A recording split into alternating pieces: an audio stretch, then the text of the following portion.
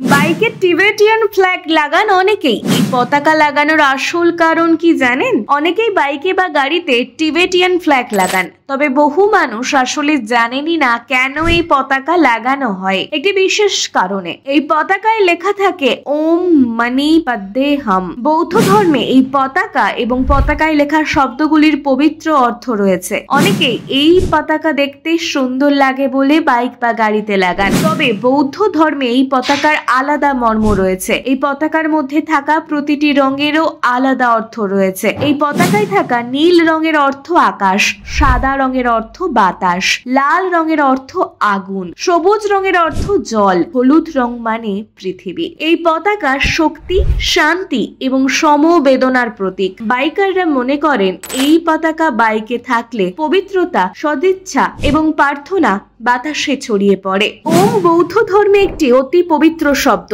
মনি শব্দের অর্থ রত্ন, পদ্ম শব্দের অর্থ পদ্মফুল, হুম শব্দের অর্থ জ্ঞান। এই পতাকা কখনোই মাটিতে রাখতে নেই। পাহাড়ি এলাকায় এই পতাকা বেশি দেখা যায়। আপনার গাড়িতেও কি লাগানো রয়েছে এই ধরনের টিবেটিয়ান ফ্ল্যাগ? কমেন্টে জানাতে ভুলবেন না। আর অবশ্যই নতুন নতুন আপডেট পেতে আপডেট বাংলা পেজটি ফলো করে নিতে পারেন।